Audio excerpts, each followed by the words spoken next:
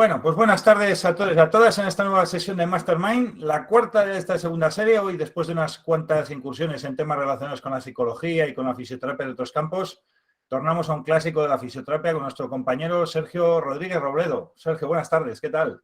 Hola, buenas tardes, ¿qué tal? Bueno, me presento. Sergio es graduado en fisioterapia por la Universidad Católica de Ávila y es máster oficial en bioética y formación de la Universidad Católica de Ávila también. Actualmente es coordinador del área de fisioterapia del Hospital Santa Teresa de Ávila y es el fisioterapeuta encargado de las valoraciones iniciales y es el integrante del equipo de tratamiento también. Así que es el tema de hoy, pues un tema muy clásico en el ámbito de la fisioterapia, pero no por ello menos interesante, porque cada vez hay más polémica y más divulgación científica sobre este tema, y el tema es mitos en la rehabilitación del ligamento cruzado anterior. Como sabéis, ya sabéis, podéis poner cositas en el chat, si os surgen ideas, luego comentaremos al final y podéis intervenir, preguntar, generar debate. Y adelante, Sergio, todo tuyo, cuando quieras. Vale, vamos a ver.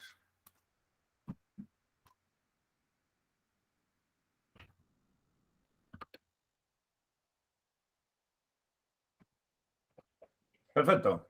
¿Se ve? Sí, perfecto. Vale, muy bien.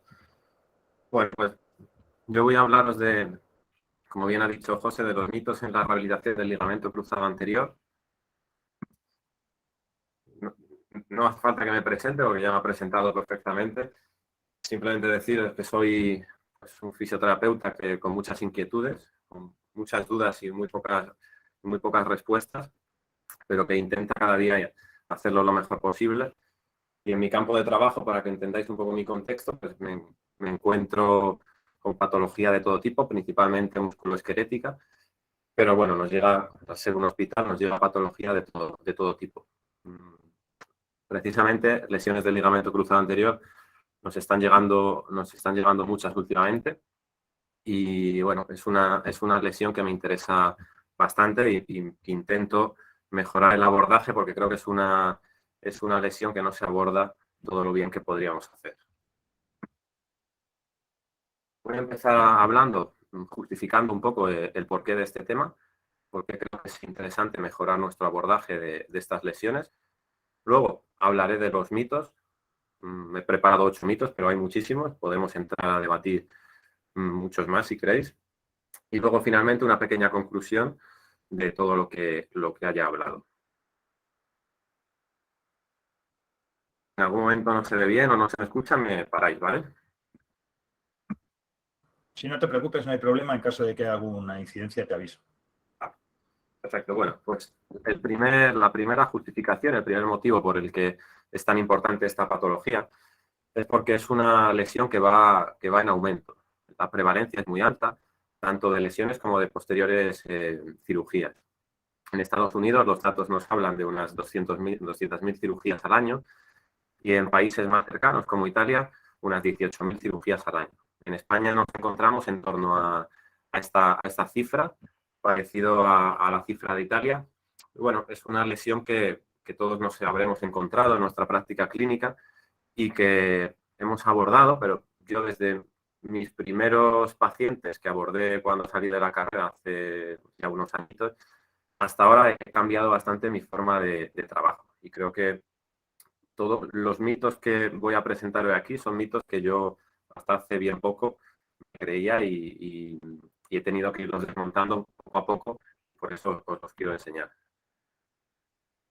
Otro motivo importante para hablar de este tema es que solo el 63% de los operados del ligamento cruzado anterior vuelven a los niveles prelesión. Es una cifra que nos hace pensar si desde nuestro campo, desde nuestro ámbito, estamos haciendo todo lo que podemos hacer. Está claro que no somos los únicos responsables de esto, que pueden pasar muchas cosas y hay muchos factores que intervienen, pero bueno, tenemos que intentar hacerlo lo mejor posible para que no se nos quede la cara de Homer en este meme y sepamos abordarlo de la mejor manera. Intentemos mejorar estas cifras. Además, sabemos, por la ciencia, nos dice que los motivos principales de la falta de vuelta al deporte previo a la lesión son el miedo al movimiento y el miedo a la regresión. Sabemos que los fisioterapeutas en el miedo tenemos mucho que decir y tenemos muchas estrategias para abordarlo de forma adecuada. Y el tercer motivo es la alta tasa de re-roturas que nos encontramos tanto en el deporte amateur como en el deporte de élite en este tipo de lesiones. Según los estudios, oscila entre el 2% y el 32%, una cifra bastante alta, ¿no? que nos da que pensar. De hecho, todos conocemos casos de futbolistas, deportistas de diferentes deportes que han sufrido una rotura y al tiempo han vuelto a sufrir o una rotura del cruzado de la misma pierna o de la pierna contraria. En este caso, os pongo el ejemplo de Canales, que es bastante curioso porque se rompió el cruzado derecho, creo que fue, en el 2011 y luego el mismo cruzado en el 2012. Si vemos, esto no lo vamos a juzgar porque bueno, no soy quien para juzgarlo, pero si nos fijamos en los meses de la rotura, realmente pasaron muy poquitos meses desde la primera rotura a la segunda, ¿no? Hoy en día sabemos que la ciencia nos recomienda esperar al menos un año para volver a los niveles de deporte previos a la lesión. En este caso vemos que no cuadran las fechas. Incluso luego en el 2015 tuvo una rotura del ligamento cruzado de la pierna contraria. Esto lo entenderemos luego cuando hablemos de la importancia del sistema nervioso en este tipo de lesiones.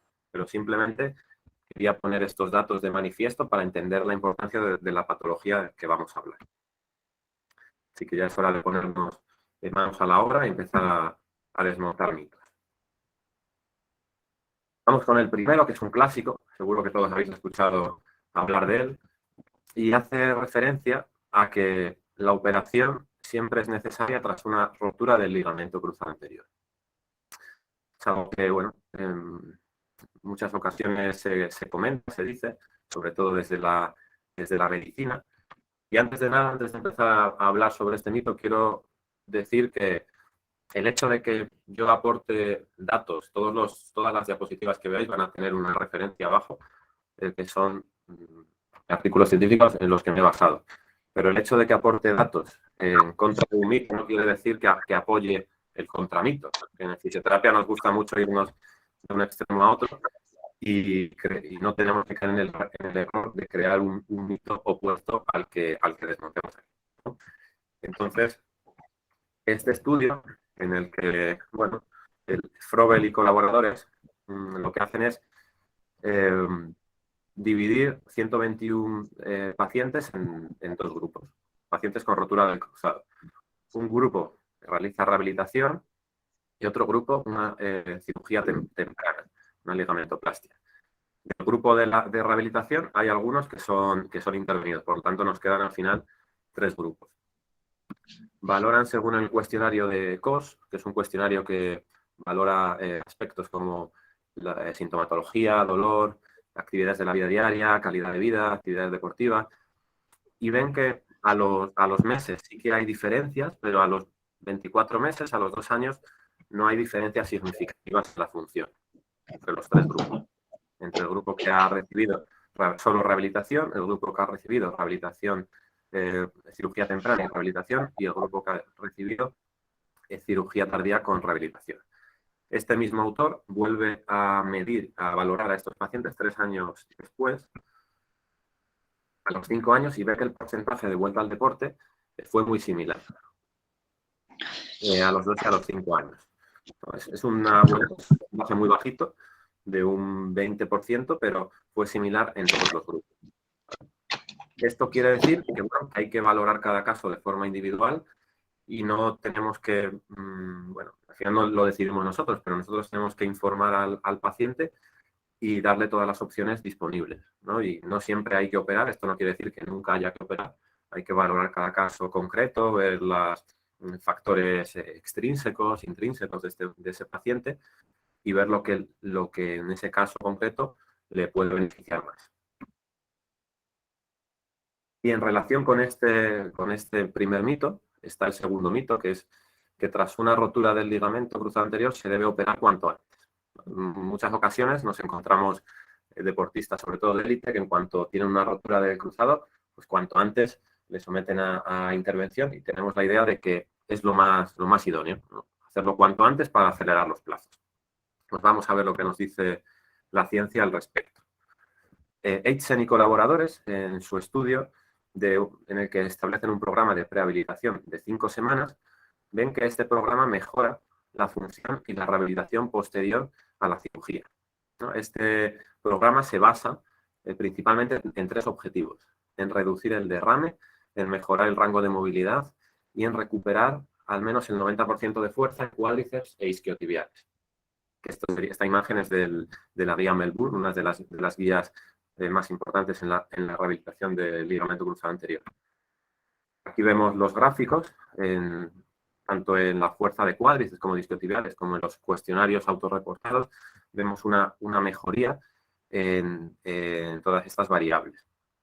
Vemos los potential coppers y non-coppers, que hace referencia, los coppers serían aquellos, se traduciría por los afrontadores, que son aquellos pacientes que tienen rotura del cruzado, pero que no tienen déficits de estabilidad y que, bueno, seguramente no necesitarán cirugía. Y los non-coppers son aquellos que sí que tienen déficits, algún fallo en la estabilidad activo-pasiva, y serían candidatos a cirugía. Vemos que hay mejoría con este programa de prehabilitación, hay mejoría en ambos grupos. Manson y colaboradores con este estudio ven que hay factores preoperatorios que pueden predecir que el resultado de la operación sea mejor. Estos factores serían la función de la rodilla y el ROM. Por lo tanto, bueno, sería interesante llegar a la cirugía con una buena función de la rodilla y un rango articular conservado, ¿no?, similar a la otra pierna. También en este otro estudio vemos que entrar al quirófano con un déficit de fuerza de cuádriceps menor al 20% predice que la recuperación funcional sea mejor. En estas columnas, el gris oscuro serían aquellos pacientes con un déficit de fuerza de cuádriceps menor al 20%, y el gris clarito sería pacientes con un déficit de fuerza mayor al 20%. Lo que hacen es valorar el crossover hop test, que son los saltos en diagonal, y miden el índice de simetría en este test comparando con la otra pierna. Y se ve que en aquellos pacientes que tenían una mayor fuerza de cuádriceps al acceder al quirófano, pues luego tenían una mayor puntuación en este test. Por lo tanto, relacionan esa fuerza con la recuperación funcional.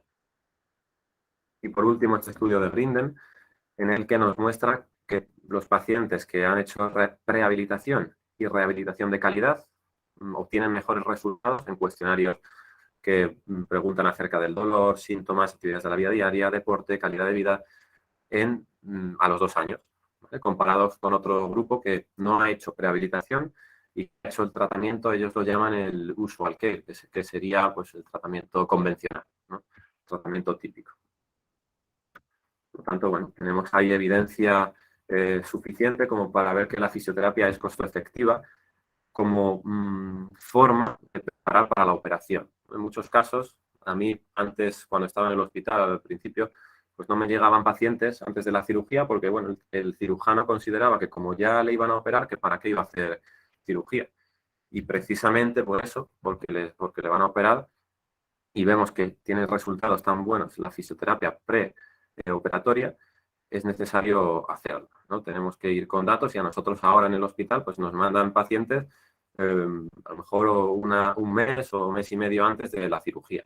Y podemos hacer un programa de prehabilitación con ellos, de mejorar el derrame, el rango articular, la fuerza, y vemos resultados mucho más positivos de los que veíamos antes.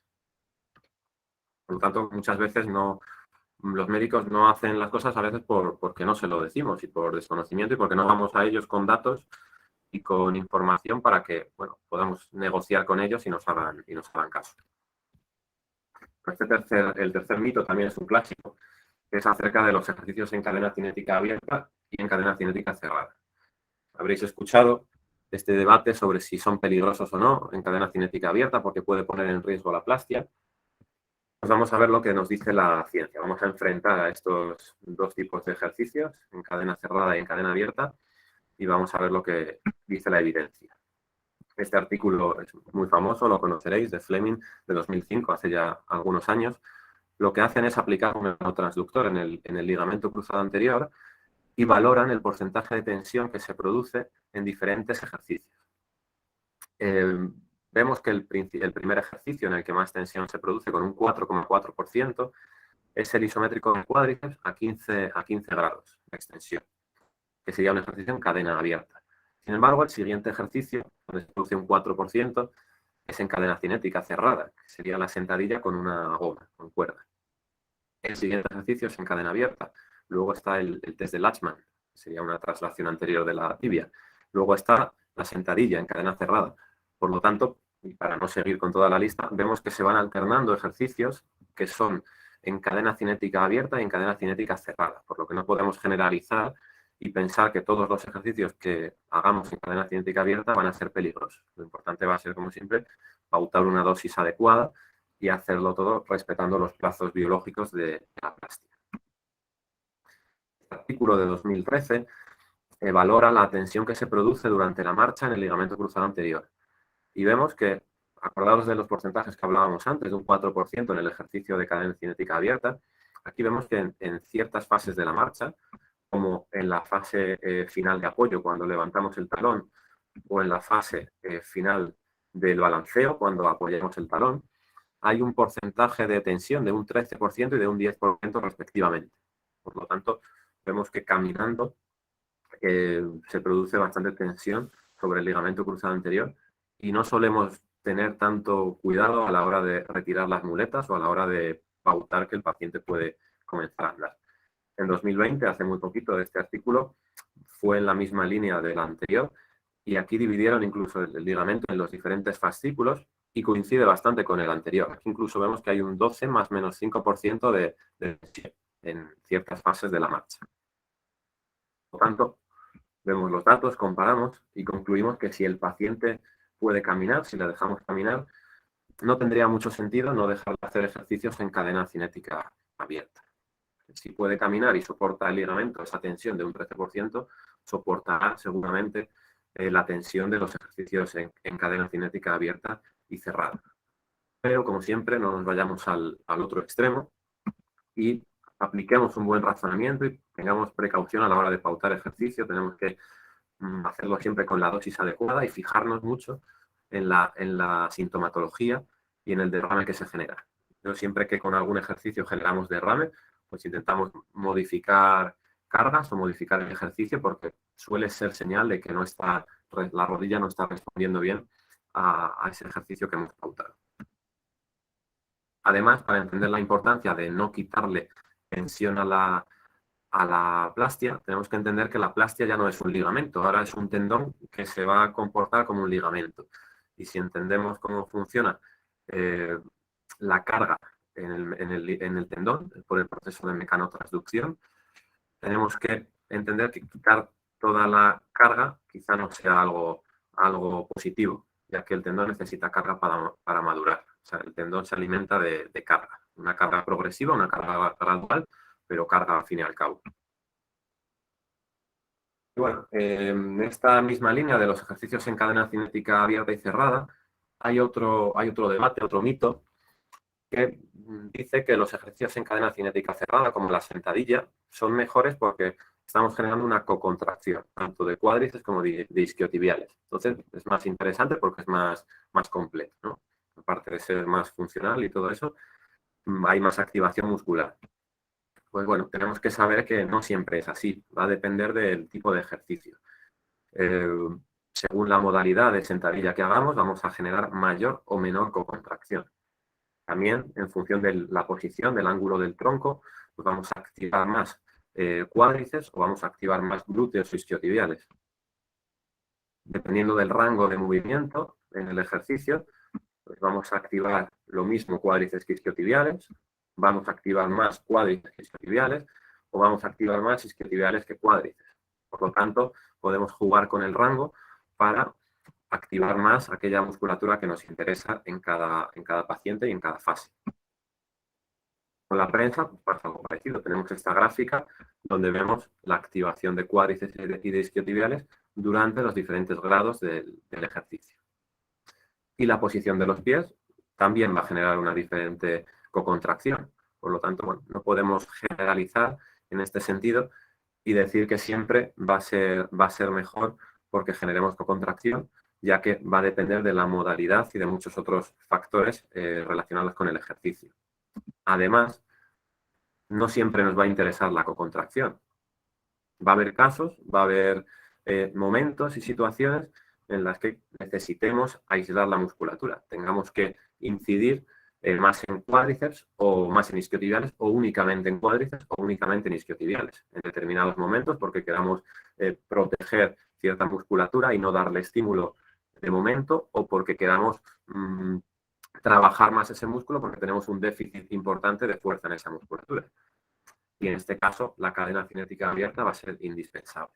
Por lo tanto, en mi opinión, tenemos que incluirla siempre cuando sea posible, lo antes posible, para trabajar esos déficits que nos encontramos en muchos pacientes. Que no es raro ver pacientes que llegan meses después de haber realizado rehabilitación del ligamento cruzado anterior y nos encontramos con déficits muy aberrantes en cierta musculatura. Y porque al final el cuerpo tiene cambios, el organismo genera cambios de su patrón de movimiento y cambios en el control neuromuscular. Por lo tanto, podemos meter mucho peso en cierto ejercicio en cadena cinética cerrada que si el organismo está evitando trabajar X musculatura, como no lo aislemos, como no lo trabajemos de forma específica, no lo vamos a trabajar y a mejorar.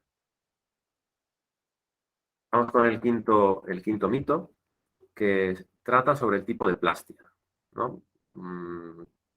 El tipo de plastia seleccionada no modifica el tratamiento, dice este mito.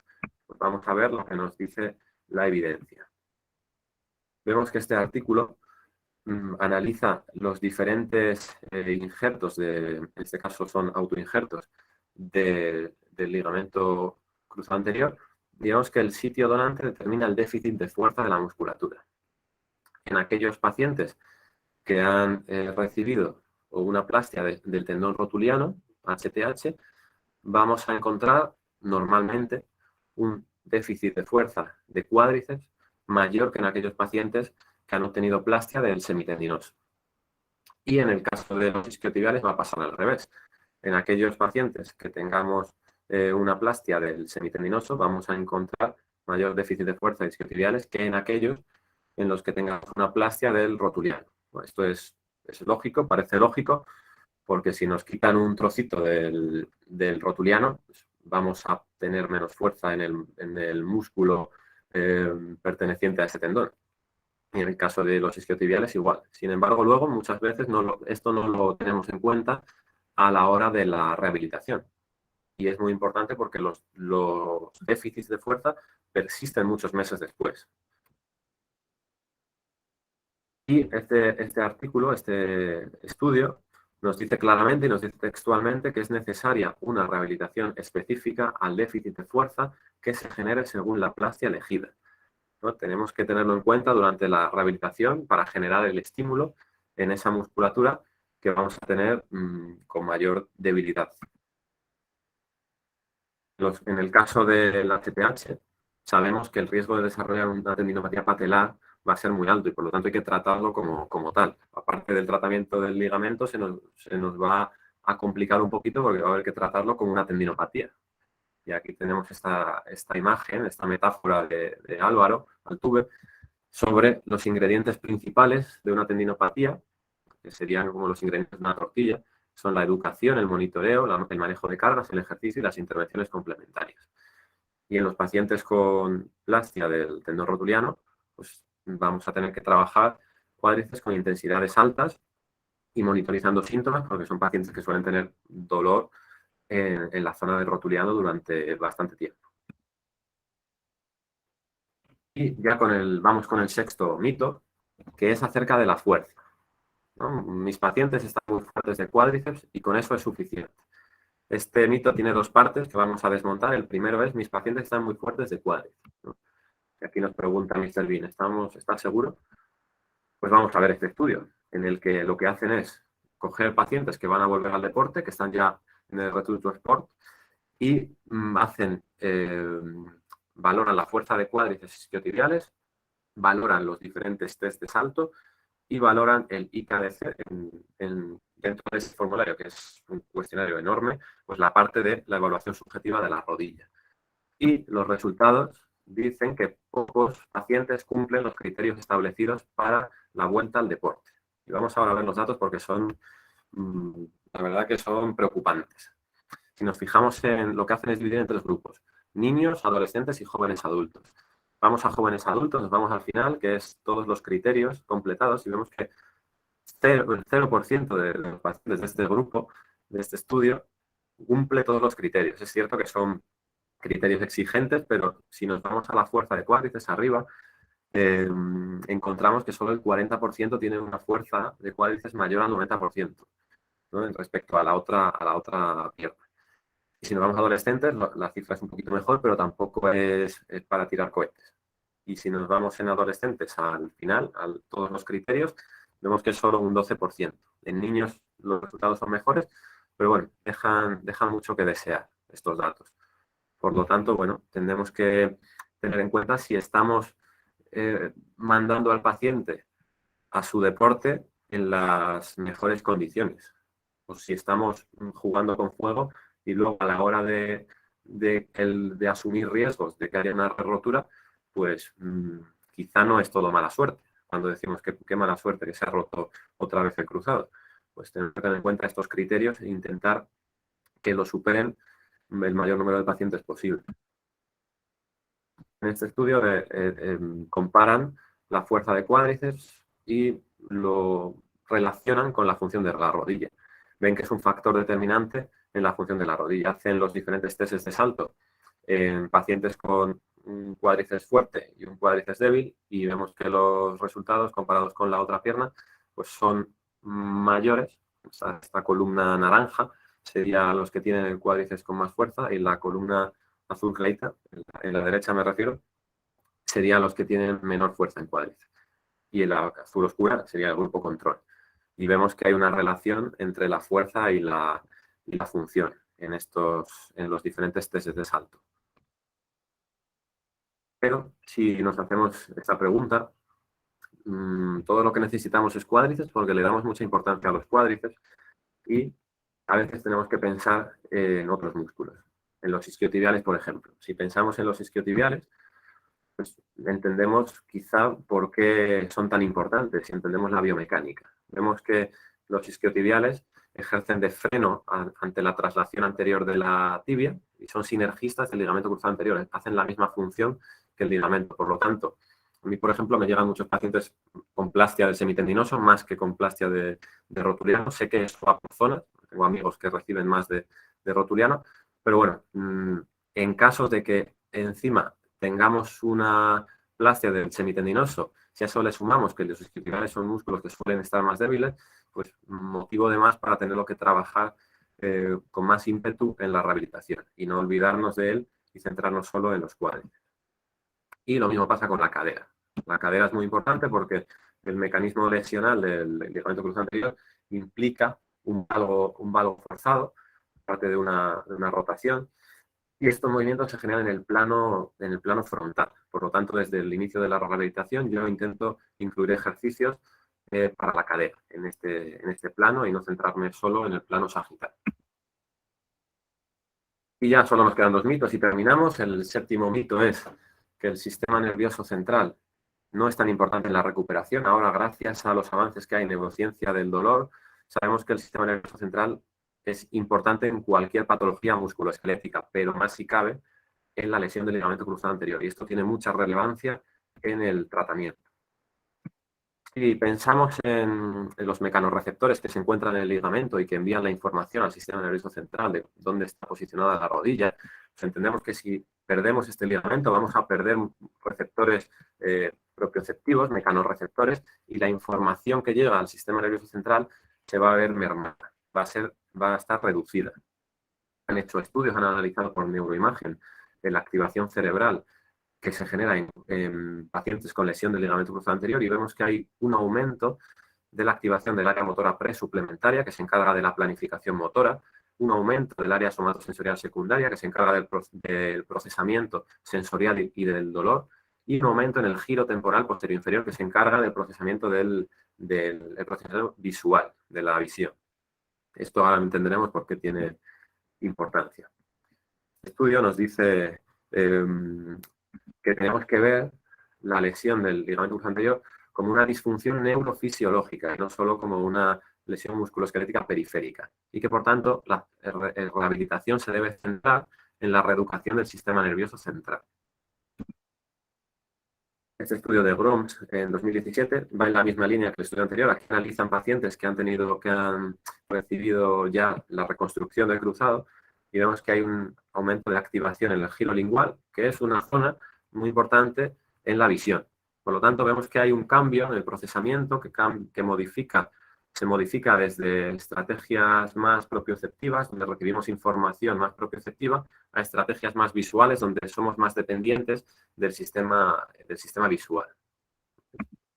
Por lo tanto, en la rehabilitación, incluir estrategias como la realidad virtual nos va a ayudar a aumentar los inputs que llegan de la propiocepción y hacer que la propiocepción trabaje más y depender menos de la visión.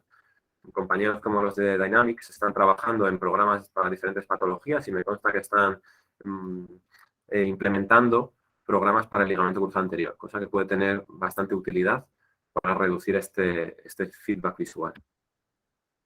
Ya por último, y el tema más polémico, que a lo mejor así nos sirve para luego iniciar el debate, es sobre los readaptadores. Y este mito es que el médico debe derivar a estos pacientes al readaptador.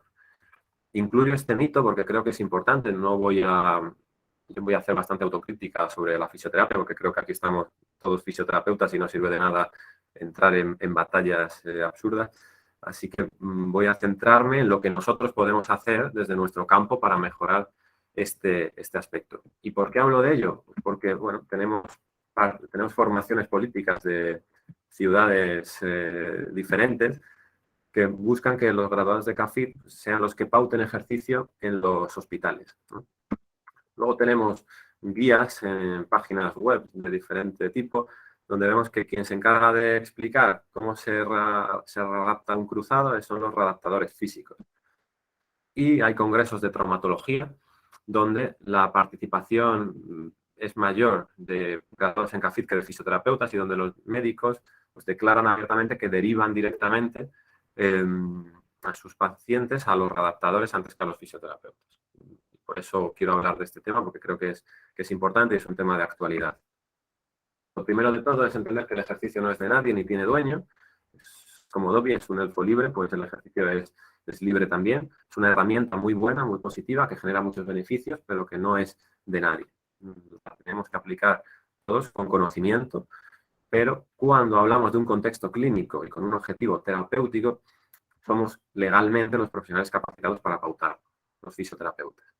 En este caso tenemos los conocimientos y las competencias para hacerlo. Y así esta sentencia del Tribunal Superior de Justicia nos lo muestra.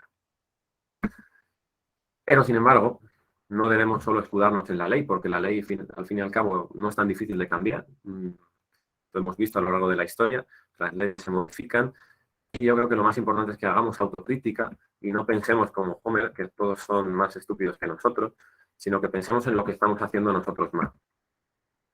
Planteémonos si estamos suficientemente formados en ejercicio, si somos un colectivo unido, si abusamos quizá de terapias con poca evidencia científica, si nos hacemos entender ante otros profesionales, si damos la imagen que queremos dar.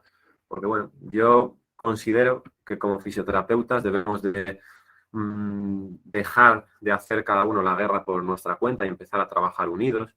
Debemos dejar de utilizar técnicas, terapias y casarnos con métodos que la evidencia no respalda o que tienen escasa evidencia científica, porque esto no hace más que separarnos todavía más de lo que ya lo estamos. Debemos mostrarnos a los demás profesionales de la salud, salir de nuestra burbuja donde estamos todos tan cómodos y donde todos nos aplauden lo que hacemos y lo que decimos, salir de la burbuja, enseñar la fisioterapia a otros campos, a otros profesionales, pero enseñar la fisioterapia de verdad, enseñar la fisioterapia que fomenta la independencia del paciente, fomenta la calidad de vida, los hace más autoeficaces, esa fisioterapia activa. Y luego también debemos, sobre todo, dejar de lado egos y dejar de lado luchas con todo y contra todos, los que pensamos que no entienden de fisioterapia, porque a lo mejor somos nosotros como colectivo los que no nos estamos haciendo entender adecuadamente. ¿no? Y tenemos que hacer un poco de autocrítica, reflexionar y ver lo que podemos hacer y dejarnos de pelear contra unos, contra otros, porque al final las batallas por redes sociales o por donde sea no suele llevar a ningún sitio. Y para terminar, como dijo Mark Manson, esta frase me encanta, es que no puedes construir una mente mejor sin retar tus propias creencias y suposiciones. Va un poco en la línea de este último mito. Quiero agradecer al Colegio Profesional de Fisioterapeutas de Castilla y León que me haya permitido dar esta charla sobre un tema que me apasiona, que me gusta. Realmente todo lo que tenga que ver con la fisioterapia me gusta, me encanta. Y que me hayan dado la oportunidad de hablar ante tanta gente y de mostrar lo poquito que yo sé sobre el tema, pues la verdad que es de agradecer. Y ojalá estas sesiones clínicas se sigan realizando año tras año porque creo que son muy positivas y aportan mucho a la fisioterapia. También quiero agradecer a mi grupo de fisioamigos, Javi Guerra, Nacho y José y Álvaro Altuve, que me ayudan mucho a resolver todas las dudas que tengo cada día. Y a mi grupo de NI Spain con Ana García Martín, que algunos la conoceréis, que es la jefa y que también ese grupo aporta mucho a las lesiones de rodilla y a la fisioterapia en general. Esto es todo, muchas gracias. Me podéis encontrar en redes sociales como Selfisio, en Instagram, en Twitter estoy menos, pero bueno, también podéis preguntarme lo que queráis y me podéis encontrar en Ávila, lógicamente, fuera de la muralla, comiendo un buen chuletón. Muchas gracias y hasta aquí está todo. Solución que no falte, está claro. Bueno, pues muy interesante. Sobre todo estos mitos, has tocado algunos temas curiosos, la prehabilitación, el asunto de la cadena cinética y ese mito típico de que es mejor la cadena cinética cerrada que la abierta, la necesidad de cargar la plastia, la diferencia de tratamiento considerado del tipo de plastia, la influencia de la fuerza del cuádriceps, que es una cosa que también tenemos muy presente y que a lo mejor hay que desmitificar. La importancia de tener en cuenta la cadera en la recuperación, la influencia que tiene la pérdida de mecanorreceptores, todo, bueno, incluso la polémica esta que comentas, que sepas que el tema este que me comentas de lo de los cafés que iban a entrar en el hospital de Ávila, esto ya se habló con la persona que lleva por Ávila, que fue un error de él, no se refería a lo que se defendió en Cortes y así nos lo reconoció posteriormente, que se lo había malinterpretado. La verdad es que con el discurso que dio no daba lugar a mucha malinterpretación, pero bueno, pues luego se retractó de esas declaraciones y posteriormente pues no ha llegado a ningún sitio ese supuesto. Lo que no tiene sentido es contar con licenciados en un hospital cuando todavía tienes a la mitad del hospital con un déficit de fisioterapeuta salvaje, ¿no? Entonces no tiene mucho sentido hacer eso y teniendo en cuenta que podría utilizar fisioterapeutas precisamente para ese fin sin tener que contar con nadie en concreto. Pero bueno, no sé si tenemos alguna duda, alguna aportación por ahí. Alguien que había levantado la cabeza. Macario, no sé si has levantado he dicho levantado la cabeza. Levantar la mano. Sí. Estaba pensando en otra cosa. Levantar la mano. Macario, no sé si has levantado la mano por accidente. Si quieres puedes intervenir, es todo tuyo. No sé si quieres abrir el micrófono o quieres preguntar por el chat.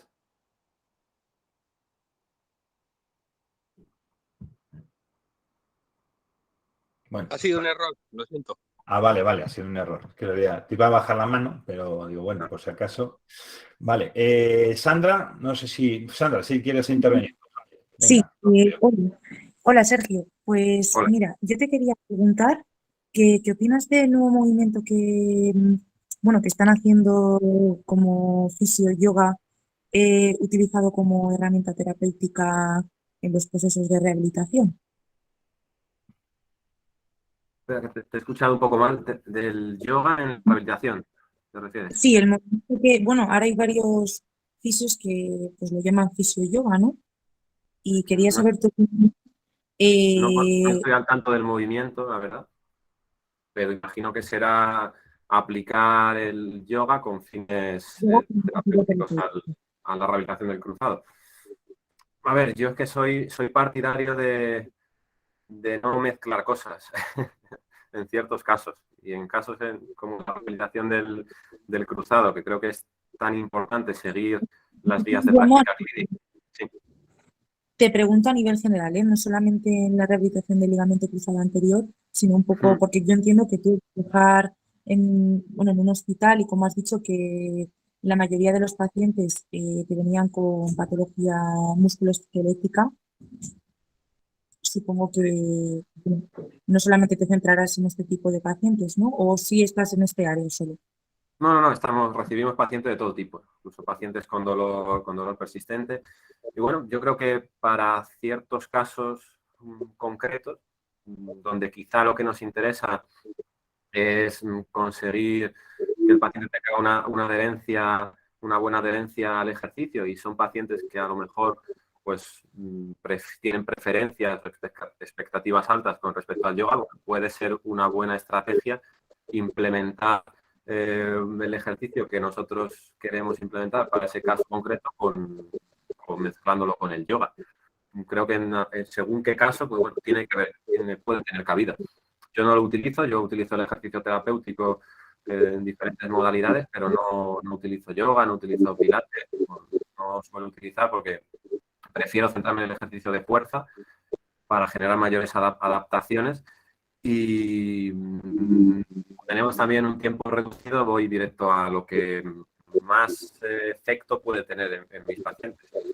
Y en este caso, bueno, en los días concretos el yoga no le veo mucho lugar, pero bueno, yo en que lo aplique bien con cabeza y haciendo un buen razonamiento clínico, sin problema, no le veo problema. ¿Es entrenamiento de fuerza? Entiendo que trabajar con el autopeso también puede ser entrenamiento de fuerza, ¿no? Sí, a ver, en ciertas fases trabajamos con autopeso, pero en cuanto vemos que ese peso se nos queda corto, tenemos que empezar a meter carga externa. Yo siempre intento avanzar hacia la alta carga, porque a día de hoy lo que nos dice la evidencia es que la alta carga genera mayores adaptaciones tanto a nivel muscular como a nivel del sistema nervioso. Por lo tanto, intento avanzar para que generemos esos cambios y no estemos infraentrenando al paciente, que muchas veces es lo que ocurre con el ejercicio, que estamos dando un estímulo tan bajito que no conseguimos las adaptaciones que necesitamos. Entonces, por eso intento progresar a la alta carga lo antes posible, pero sí, cuando no, en pacientes en fases muy iniciales o donde la sintomatología no deja añadir carga externa, trabajar con el propio peso del cuerpo está perfecto. Vale, pues muchas gracias. Gracias a ti por preguntar. Ok, bueno, decirte, Sergio, que hemos estado muy justitos de conexión, ¿eh? Hemos estado muy justitos de conexión, sí. Ha estado balanceando aquí Google todo el rato porque se perdía un poquito la voz, que ha ralentizado el vídeo, de hecho, para evitar la pérdida de conectividad. La vez que hicimos ahí la prueba no pareció fallar, pero bueno. Luego cuando acabemos, si quieres, vamos a hacer una prueba de conexión. Me vas a dar en la velocidad de entrada y de salida para hacer yo aquí mis cálculos en caso de que haya nuevos problemas para poder en el futuro evitar problemas, ¿vale? Bueno, en el chat te dan muchas las gracias, hacen referencia a esa preciosa foto de la ciudad amurallada. Siempre Ávila es una pasada, Ciudad Ávila a mí me encanta.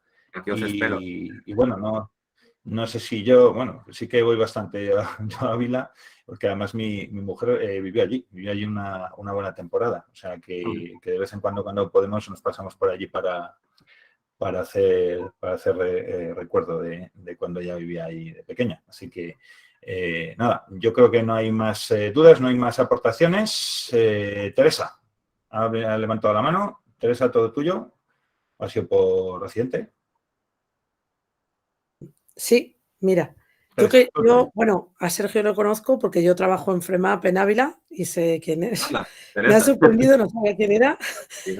Y bueno, pues quería hacerte una pregunta. Nosotras siempre en FREMAP, cuando nos ha llegado un cruzado en la primera fase, hemos hecho isométricos puros, sin nada de arco de movimiento. No sé si es mejor eso, según tu experiencia, o empezar, como has dicho que se genera mucha tensión, haciendo ejercicios con 15 grados. Sí.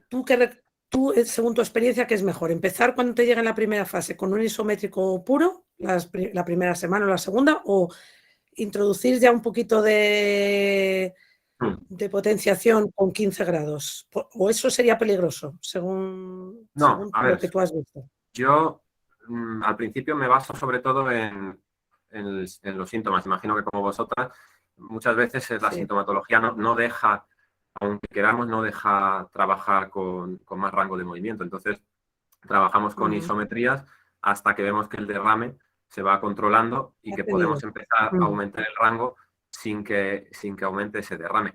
Yo en cuanto puedo sí que empiezo a trabajar ya con mini sentadilla, empiezo en cadena cinética cerrada para empezar a trabajar también en carga, y luego en cuanto lo tolera el paciente meto la cadena cinética abierta. No empiezo con los grados de los 15 a los 0, porque es donde mayor tensión se genera, a pesar de que eso me refería. Dicen que no es peligroso, pero yo prefiero trabajar primero desde los 90, normalmente hasta los 45, afianzar bien esos rangos, y luego la extensión ya la trabajo de otras maneras diferentes para irla recuperando. Al principio también le cuesta al paciente llegar de forma activa a esos grados de extensión. Pero sí, yo trabajo con isométricos al principio, los primeros días sobre todo, incluso se los enseño antes de la cirugía para que cuando estén en la propia habitación empiecen ya a hacerlo. Vale. De acuerdo. Vale, gracias, ¿eh? Venga. Gracias, Teresa. Un saludo. Adiós. Bueno, nos comentan en el chat que qué opinas de la técnica BFRT. De la restricción de flujo, imagino. Sí.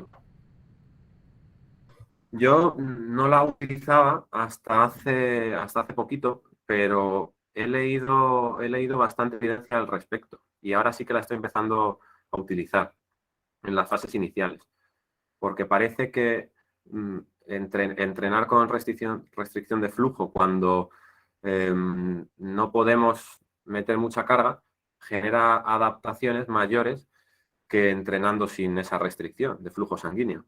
Por lo tanto, lo estoy empezando a aplicar. Sí que estamos un poquito verdes todavía, no tenemos todavía los protocolos bien instaurados, pero con algunos pacientes sí que lo he comenzado a utilizar, y bueno, es una estrategia que a mí me parece interesante, y todo lo que sea aportar y que tenga evidencia que la respalde, pues bienvenido sea, y yo lo intento implementar todo. Intentamos actualizar lo máximo posible nuestros tratamientos.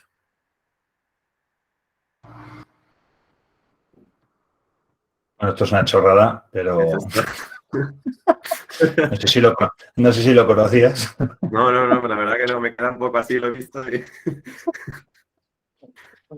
Bueno, la tontería que Una vez hice yo un post que también hice una broma así similar con un cruzado y el ligamento cruzado. Buenísimo. Esa es muy de fisioterapeuta, de bromas de fisioterapeuta, o sea que, pero bueno. Bueno, pues nada, yo creo que son menos 10 ya, no hay más dudas en principio, así que, pues nada, gracias a todos y a todas por vuestra asistencia, otra vez más. Gracias, por supuesto, a Sergio por tu aportación valiosísima.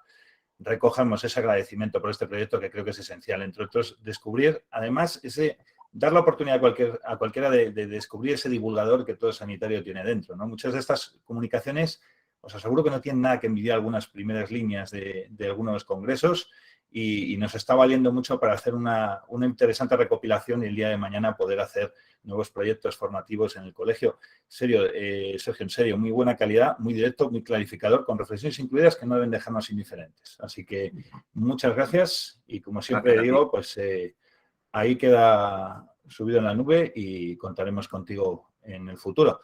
Mañana, no se olvide, que me lo dice mucho la persona que lleva la formación del colegio, recibiréis la encuesta de valoración de la sesión. Es muy importante que la cumplimentéis, ¿vale? Para hacer el feedback.